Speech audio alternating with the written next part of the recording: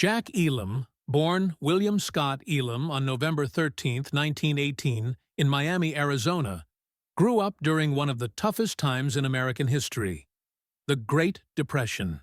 His early life was shaped by resilience, but also by tragedy when he lost sight in his left eye during a grade school fight. What could have been a lifelong handicap instead became the very trait that defined his Hollywood image. His lazy eye gave him a menacing squint, a look he never hid but rather embraced, turning it into a calling card that made him unforgettable on screen. Before entering show business, Elam lived a very different life. He studied accounting at Santa Monica Junior College and worked as a bookkeeper and auditor, even for film companies, which gave him his first taste of Hollywood. By the late 1940s, in his 30s, Elam finally turned toward acting, and his unusual looks quickly made him the perfect villain for westerns and crime dramas. His career exploded in the 1950s, when he was typecast, though in the best way possible, as one of Hollywood's most reliable bad guys. Audiences knew the moment Jack Elam walked on screen that trouble was coming. His roles in classics like Rawhide, 1951, and High Noon, 1952, cemented him as a memorable outlaw. But by the 1960s and 1970s, Elam proved he was more than a villain. With his sharp timing and ability to laugh at himself, he transitioned into comedy. Films like Support Your Local Sheriff, 1969, Support Your Local Gunfighter, 1971, and his cameo in Mel Brooks' Blazing Saddles, 1974, showed off his comedic side.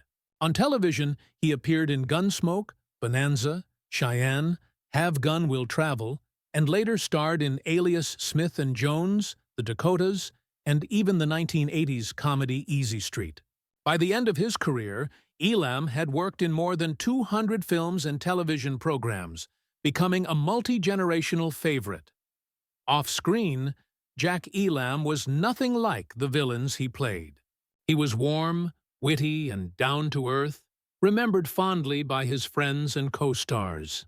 His personal life was also marked by stability and deep companionship.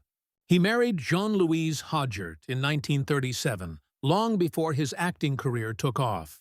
They shared 24 years of marriage until her tragic death from colon cancer in 1961.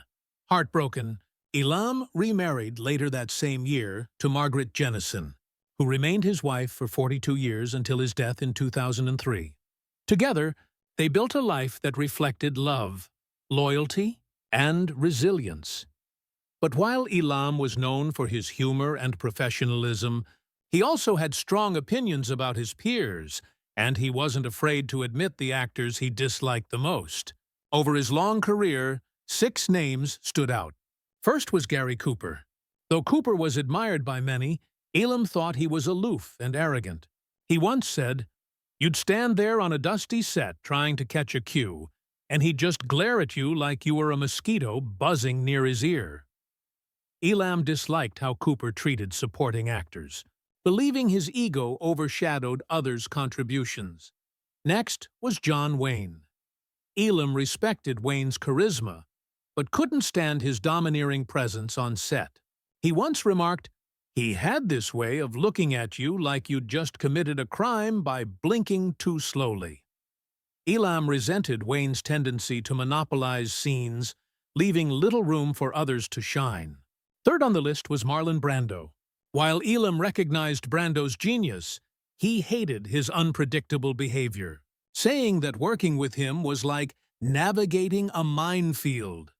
For Elam, Brando's lack of discipline disrupted the rhythm of filming.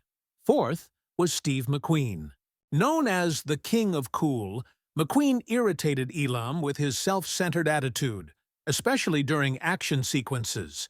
Elam recalled, "You're supposed to work as a team," but he'd insist on doing everything his way, like the whole set existed for his big jump or chase scene. Fifth was Kirk Douglas.